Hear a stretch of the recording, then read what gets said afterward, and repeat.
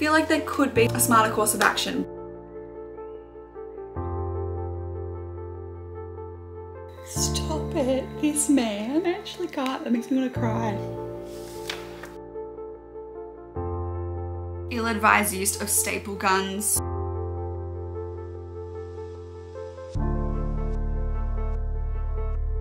First up on my radar this week is Scythe and Sparrow by Bryn Weaver. If you haven't heard of it before, the first two books are Butcher and Blackbird and Leather and Lark. I feel like if you're on BookTok or Bookstagram, you know these books, primarily Butcher and Blackbird. If you don't know anything about this series, it focuses around three brothers. So book one is Rowan's book. Book two is, I know it's Lark, but Lark's a female. Leather? Lachlan. Book two is on Lachlan, and book three is Fionn Kane. I have listened to all of them on audio because I had it recommended to me because they have, I think it's Irish accents, and it just is so interesting and so fun to listen to and makes it 10 times hotter, to be completely honest. I have enjoyed them so far. I gave Butcher and Blackbird 4 stars and I gave Leather and Lark, I think 4.5. The tropes in the second book are just ones that I enjoy more. The book one is more friends to lovers, and book two, they really dislike each other and there's a fake arrangement, marriage type situation that they have to navigate as well. And so that's definitely something that's more up my alley than the friends to lovers thing. When I say these books are gory, dark romance, serial killer focused, they really are. Please don't take that lightly. The trigger warnings are lengthy. It is quite for a specific reason. The one in this book goes for 2 pages and includes things like ill-advised use of staple guns, clowns, sexy clowns, impaling, injured dog. Look, there's a lot more that are a lot more graphic that I don't feel comfortable saying out loud. But nonetheless, if you're going into these books and you have a bit of a sensitive stomach and you don't love gory things, I would not recommend these. But if you love that kind of thing, this series would definitely be up your alley. I am really excited and I will keep you guys updated as I get into the book.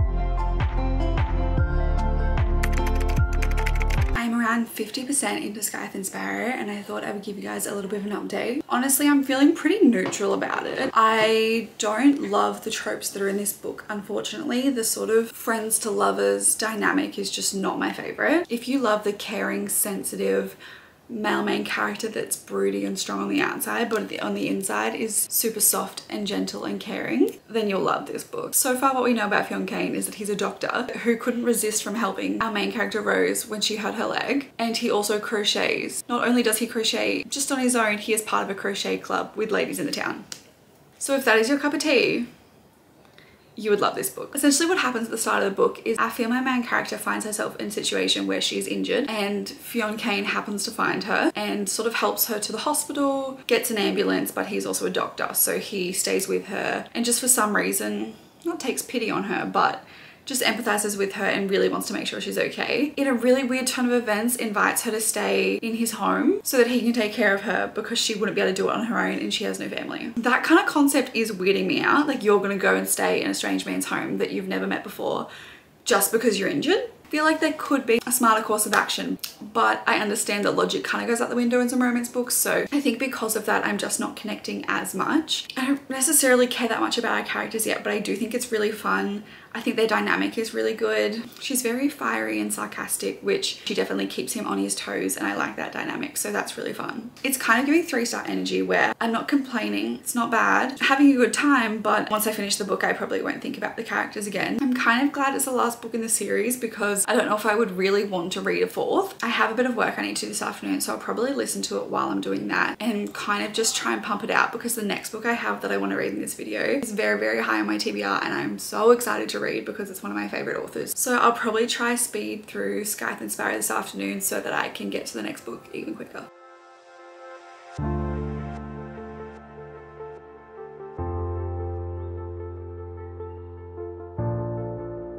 My friend Charlotte has been raving about this book since she read it. I absolutely love B.K. Borison's writing. It can be very similar to Emily Henry. I definitely don't love it as much as Emily Henry, but if you like those sorts of books, I think you'd love the B.K. Borison books. In this book, we have Aiden and Lucy. Aiden is the radio host of Heartstrings, which is a romance hotline radio show, and Lucy is a mechanic. She's a single mum of a 12-year-old. The way that Lucy and Aiden meet is that Lucy's daughter calls the romance hotline because she thinks her mum is lonely and sad and wants to help her with dating. So she calls the hotline pretty much saying, my mum's lonely, she needs dating advice, like please help her. She puts Lucy on the phone, they have maybe a 10-minute phone call, and then that part of the phone call goes viral on social media and it just goes from there. I have binged this. I'm 73% in and only have good things to say so far. If you love a heartwarming romance story, I think you would love this book. We're getting to the nitty-gritty of them sort of getting together, so I'm really excited to continue reading. I have just made myself some dinner and I'm gonna eat while trying to read as much as I can. I'm absolutely loving it, and Charlotte, if you're watching this, you were right.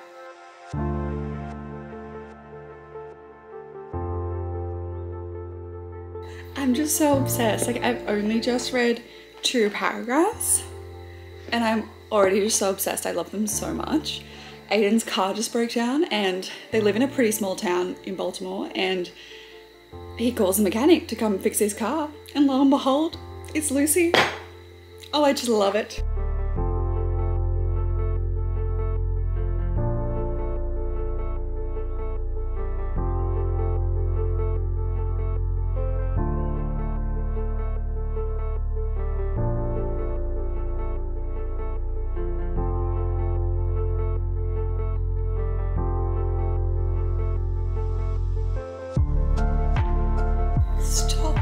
This man, I actually can't, that makes me want to cry. I'm gonna read a quote. It's not really a spoiler, but if you want to skip for the next 15 seconds, go for it. But he says, I'm the toddler on the playground tugging on her pigtails to get a reaction. I don't know how to do this. I don't know how to want anymore. I don't know what the rules are. I don't know the next steps. I've never cared enough to figure it out. You're actually kidding.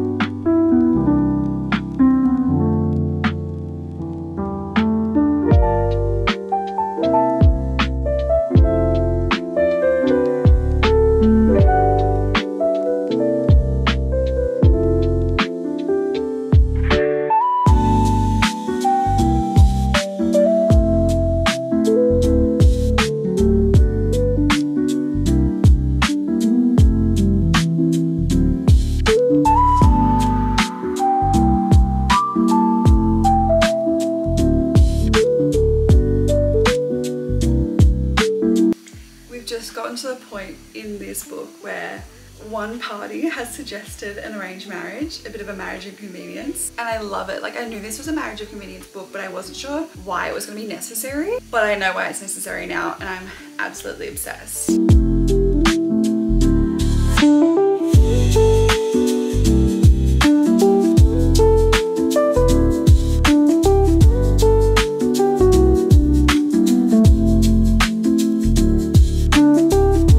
To come on here and let you guys know that this book has me in an absolute chokehold. I am so taken by surprise. I had very, not low expectations. Love an Elsie Silver book, but Elsie Silver and I have a complicated relationship. Some of my favorite romances are written by her. Some of my least favorite romances are written by her. I completely forgot who this book was about, what the plot was going to be, and anything about the book. So I started this book really confused about who our characters were, what they had to do with the story, but I was gripped, like not just by the romance, but by the plot. It's on the back of the book, which I didn't read before starting it, but it says, "My nephew's guardianship is contested. I decide I'll do whatever it takes to keep him in Rose Hill, even if it means marrying the enemy." I had no idea, considering they literally announced their marriage in the last book, and I just completely forgot about that. It's baffling to me. I am obsessed with this book. The tension, the plot, the story, the pacing, everything. I'm so obsessed I can't put it down. When I'm not reading it, I'm thinking about it. And that is just the sign of an amazing romance book. I would say the dynamic is similar to that of Cade and Willa in Heartless. So if you loved Heartless, I think you'll definitely like this book. You've got this overprotective, broody, grumpy, doesn't really communicate his feelings main character.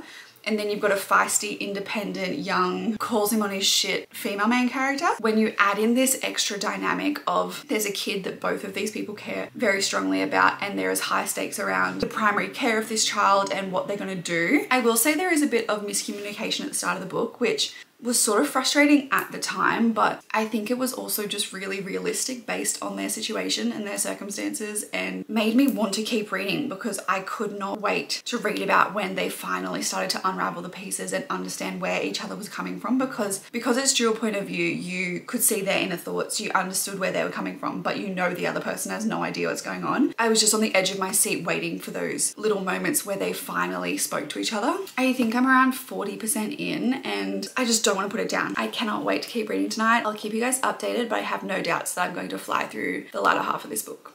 I finished Wildside last night and wanted to give myself a little bit of time to mull over my thoughts before giving you an update. I was quite nervous going into this book. I enjoyed Wild Love, but honestly didn't like Wild Eyes as much. So I really had no idea what to expect with Wildside. Surprisingly, I had a really fun time reading this book. It was definitely very emotional, but still lots of tension, lots of banter. Now this book follows Reese and Tabitha. Reese is a very grumpy, closed-off man, and Tabitha is a very independent, striking, confident on the outside but tender on the inside female main character. Their dynamic definitely reminds me of Cade and Willa from Heartless. The best way I can think to describe it is that if Heartless and Reckless by Elsie Silver had a baby, it would be Wildside. If that's not an advertisement to read the book, I don't know what is. I am quite shocked at how much this book had me in a chokehold. Whenever I wasn't reading it, I was thinking about it, and all I wanted to do was keep picking it up and keep reading it. I think because the romance and the tension was so good, but the plot also had me on the edge of my seat. Like, I wanted to know when the characters were going to open up to each other, when they were going to open up to their friends, the family dynamics. Elsie Silver really nailed the balance between the romance and the plot side of things. I really crave that in my romance books. If it is just romance, I'm probably going to get bored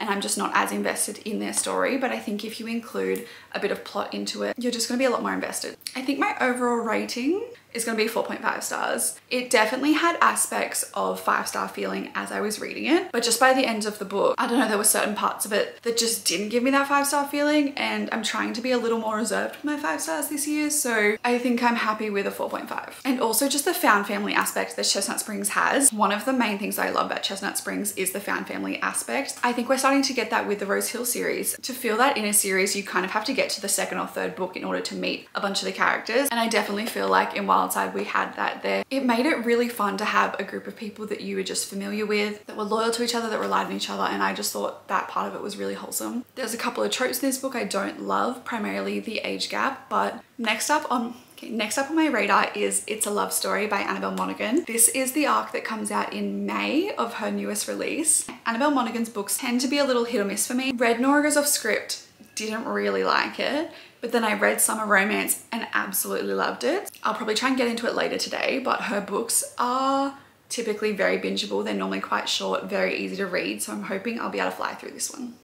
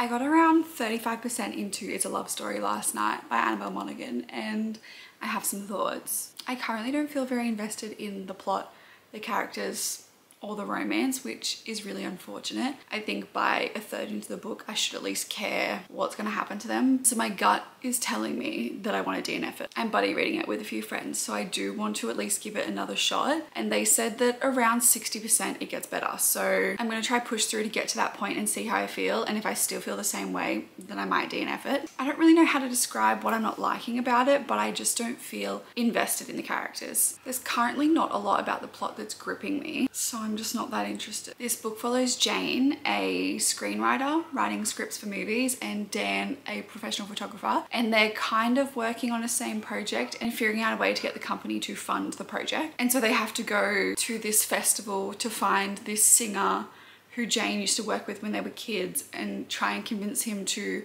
write a song for the movie. But Jane and Dan don't like each other, and now they're going to go stay in Dan's family home because that happens to be where the festival is that this singer is. The plot feels overcomplicated, confusing, and a little unnecessary. I'm gonna read for a little bit now and try and push through this little bit of a slumpy period and see if I can get to the point that the girls are talking about where you're a lot more invested.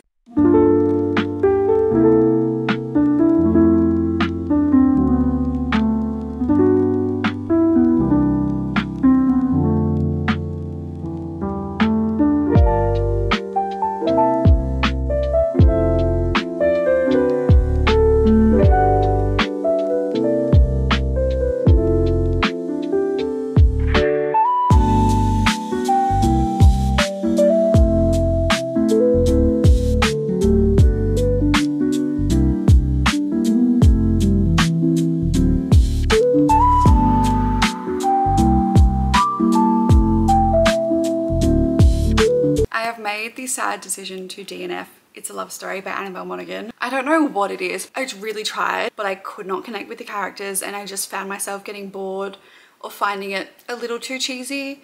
I think if you liked Nora Goes Off Script, you would still really like It's a Love Story.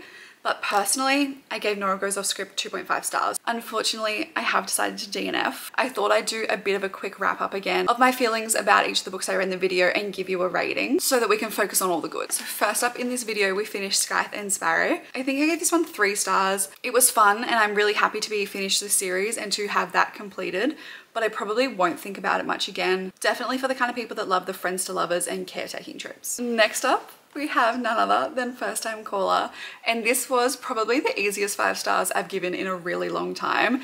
It was so wholesome, such like a hopeless romantic book. It was just felt like a classic rom-com. Like every aspect of this book I absolutely adored. I binged it in maybe 48 hours and I just loved them so much. So we had Aiden and Lucy, and I talked a bit about the plot earlier in the book, so I won't go over that too much, but I just loved it. I don't even really know what I'd compare it to necessarily, but it might be a really strange connection, but I feel like if you liked Out on a Limb, you would like this book. And whilst it's kind of different plots. They're similar enough, and I feel like the writing style and just that wholesome nature is really similar. So based purely off vibes, but I feel like if you loved Out on a Limb, you would love this book. Next, we read Wild Side, and I was really pleasantly surprised by this.